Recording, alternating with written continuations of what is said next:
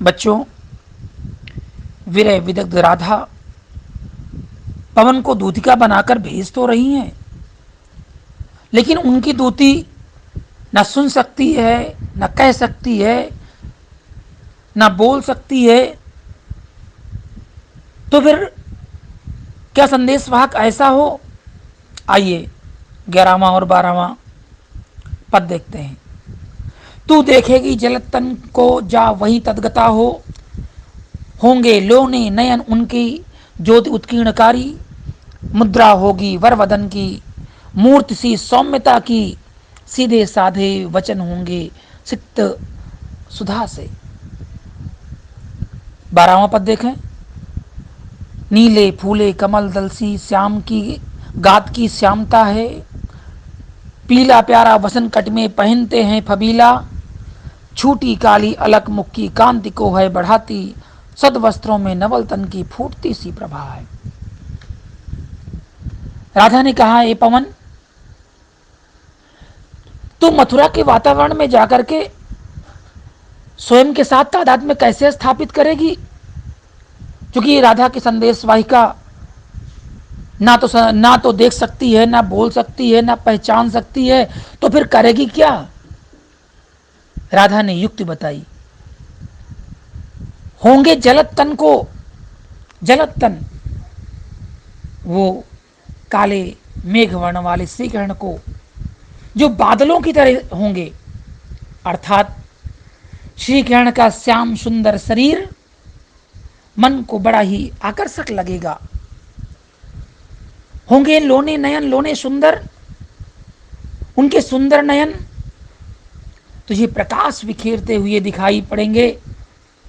ऐसा मानो प्रतीत होगा कि उनके सुंदर नेत्र आभा से युक्त हैं। मुद्रा होगी वरवदन की, मुद्रा जैसा कि हमने पहले भी कहा था, मुद्रा के भी कई अर्थ हैं। रुपया, मुद्रा, मुद्रा अंगूठी, मुद्रा आकृति। मुद्रा होगी वरवदन की मूर्ति सी सौम्यता की। उनका मुख कैसा होगा? राधा ने कहा, ए पवन, श्रेष्ठ मुख की भावभंगिमा तुझे किसी भव्य मूर्ति की सौम्यता के सदृश दिखाई पड़ेगी।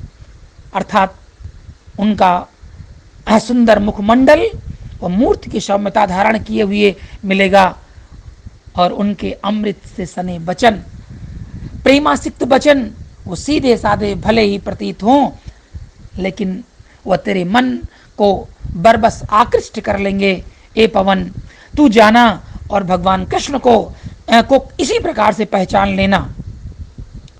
12वां देखते हैं। राधा एक पहचान और बताती है। नीले फूले कमल दल सी श्याम की गात की श्यामता है, गात शरीर।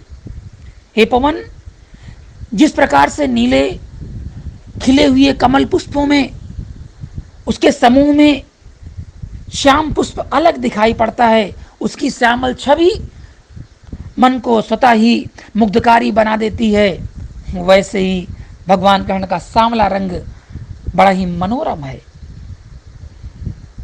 कमल पुष्पों में श्याम रंग अपनी विशेष आभा भी खेरता है। पीला रंग, पीला प्यारा वसन कट में पहनते फबीला हैं भगवान कृष्ण।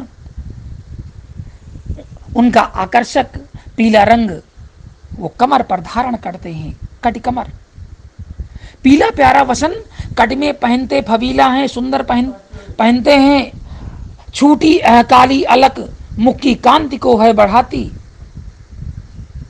उनके माथे से लटकती हुई बालों की लटें उनके मुखमंडल की शोभा को और भी दुगुणित कर देती हैं।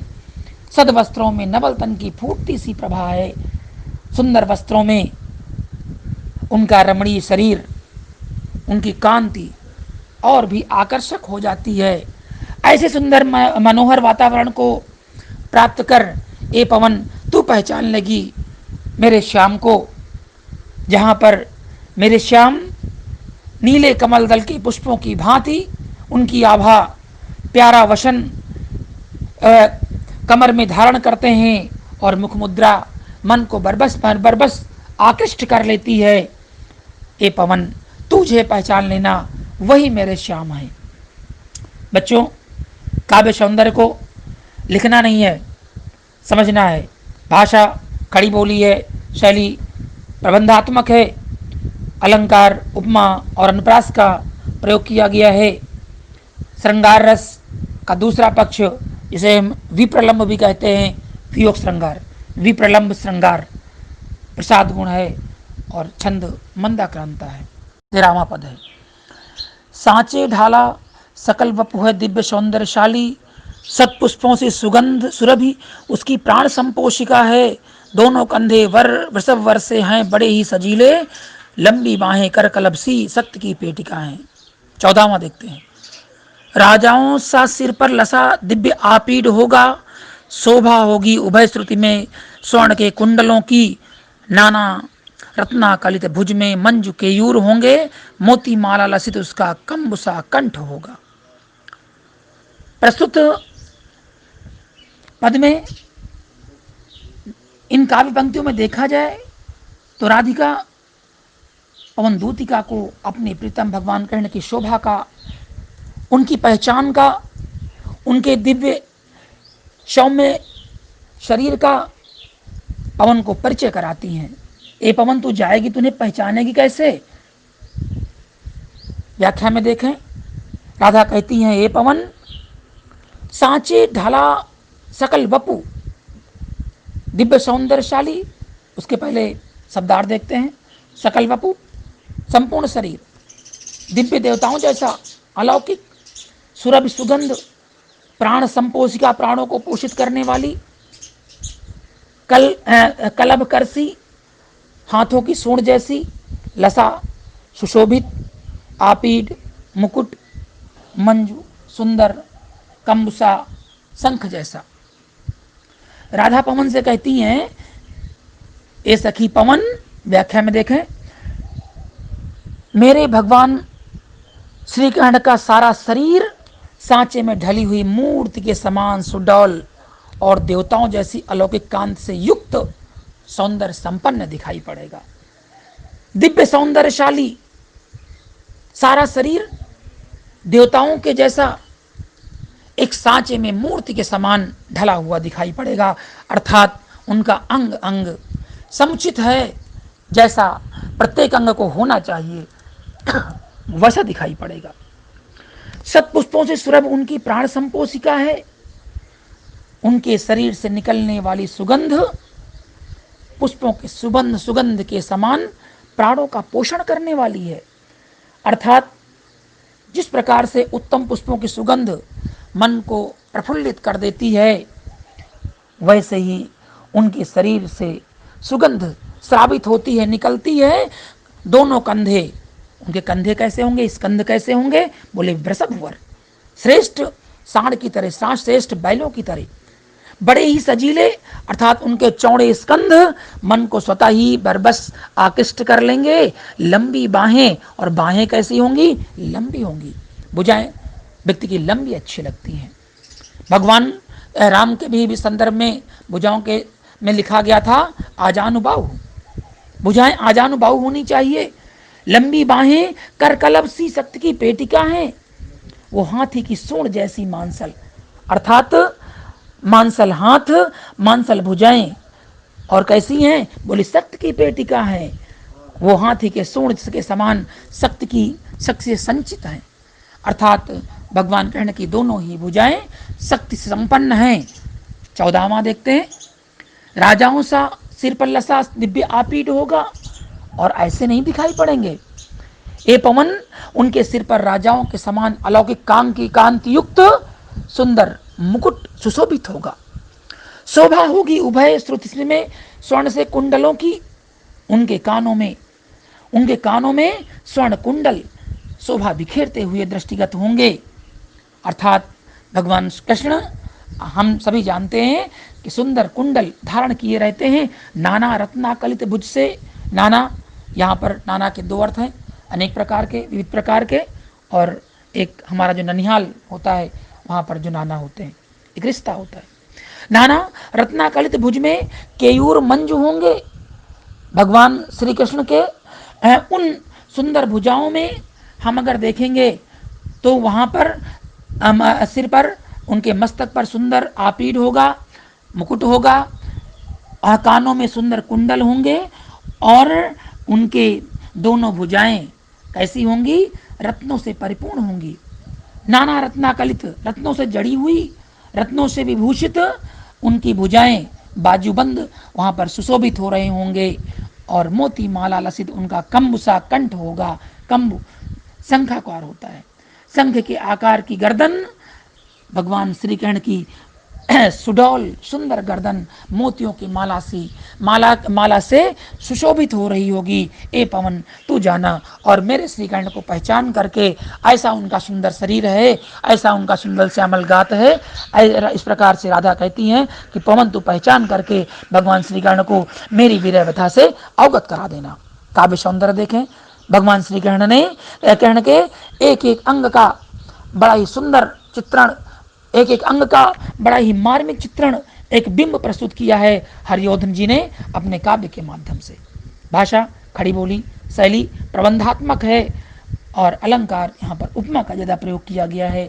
रस श्रृंगार रस है, गुण प्रसाद गुण है और छंद पुनः मंदाक्रांत। 15वां पद है, तेरे में है ना यह गुण जो तू व्यथाएं सुनाए, व्यापारों को प्रखर मति और युक्तियों से चलाना, बैठे जो हो निस सदन में मेघ सी कांति वाले, तो चित्रों को इस भवन में ध्यान से देखाना।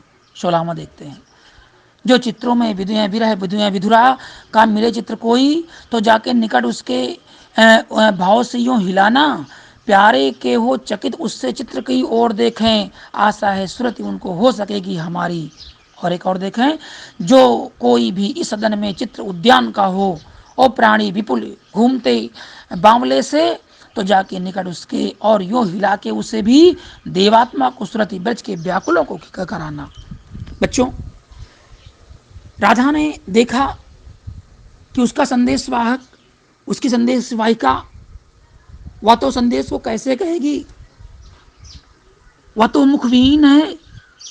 राधा ने समझाया है, ए पवन तू मेरे कहने के पास जाना और जाकर के मेरे संदेश को विभिन्न क्रियाकलापों के द्वारा, विभिन्न युक्तियों के माध्यम से मेरे कहने को मेरी विरह व्यथा का से अवगत कराना। प्रस्तुत काव्य पंक्तियों में इसका बड़ा ही मार्मिक चित्रण किया गया है। व्याख्या देखते हैं, ए पवन तेरे में है ना ये गुण जो तू व्यथाएं सुनाए, तू मेरी व्यथाओं को महसूस तो कर सकती है सखी, परंतु तू बोलकर समझाने में असमर्थ है। तेरे अंदर बोलने का गुण नहीं है, लेकिन तू ये कर सकती है कि व्यापारों और प्रखर मत से युक्तियों से चलाना, अपने क्रिया व्यापारों को अपने क्रियाकलापों के माध्यम से, कुशाग्र बुद्धि के माध्यम से तू मेरी विरह व्यथा को भगवान कृष्ण को समझाने में सफल हो जाएगी। क्यों? अगर बैठे हों निस्सदन में मेघ सी कांति वाले, यदि अपने घर में बैठे हों, वो घनश्याम मेघ सी कांति वाले, मेघ की आभा से युक्त भगवान कृष्ण अगर सदन में बैठे हों, तो चित्रों को इस भवन में ध्यान से देखाना तू ऐसा कर सकती है। अगर बादलों की कांति वाले सुंदर श्याम शरीर धारण किए भगवान कृष्ण बैठे हैं, तो जाकर के उनके घर में टंगे हुए लगे हुए चित्रों को तू ध्यान पूर्वक देखना और देखना तो करना क्या।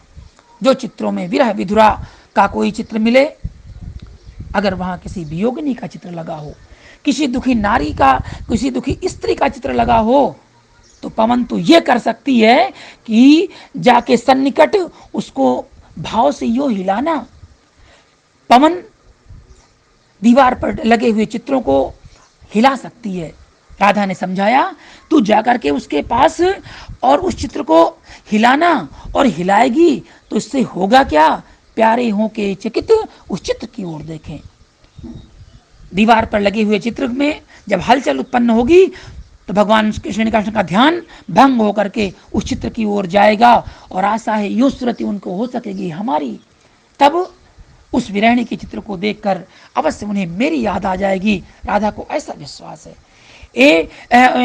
राधा कहती है कि तब उन्हें राधा को ये समझ करके कि मेरी भी प्रियतमा राधा इसी प्रकार से मेरे विरह में आज विदग्ध हो रही होगी, व्यतीत हो रही होगी। ये पवन तू ऐसा कर सकती है। अगर वहां नहीं मिले तो जो कोई भी इस सदन में चित्र उद्यान का हो, अगर कोई विरहिणी का चित्र नहीं लगा, वहां पर कोई बाग बगीचा उद्यान आज से पुलकित प्रफुल्लित चित्र लगा है तो, और ओ जाके भी प्राणी विपुल उसके बामले घूमते हों पागलों की भांति, उस चित्र में, उस बगीचे के चित्र में प्राणी आकुल होकर के, व्याकुल होकर के पागलों की भांति इधर घूम रहे हैं, तो प्यारी तू फिर ऐसा करना, उस चित्र के पास जाकर के और इस प्रकार से हिलाना कि भगवान श्री कृष्ण का ध्यान उस ओर आकृष्ट हो जाए। तो जाके सन्निकट पास जाकर के उसे हिलाना ऐसे कि देवात्मा को सुरति ब्रज के व्याकुलों को कराना। जब तू हिलाएगी ना चित्र को, उनका ध्यान इस ओर आकृष्ट करेगी ना, तो भगवान कृष्ण वो जो देवात्मा स्वरूप हैं, वो जो देव स्वरूप भगवान श्री कृष्ण हैं, उनको ब्रज के इन विराकुल जनों की याद आएगी, उन्हें राधा की याद आएगी कि विरह में व्याकुल ब्रज के प्राणी इसी प्रकार आज भी पागलों की भांति यमुना के तट पर विचरण कर रहे होंगे। उन्हें मेरी याद दिलाने में तू ऐसे सफल हो जाएगी। ये राधा, तू बोल नहीं सकती तो ना सही, लेकिन अपनी युक्तियों के माध्यम से, अपने विभिन्न क्रियाकलापों के माध्यम से तू मेरी याद भगवान कृष्ण को दिला सकती है। ए पवन तू जा। और पवन को समझाते हुए राधा कहती है, हे अमुखी राधा, तेरे मुख ना सही तो कोई बात नहीं, अपने क्रियाकलापों के माध्यम से, अपनी क्रिया चातुरी के माध्यम से अद्भुत कल्पना शक्ति को प्रदर्शित करते हुए राधा बताती हैं कि ये पवन तू जाना और भगवान श्री कृष्ण को मेरी याद दिला देना।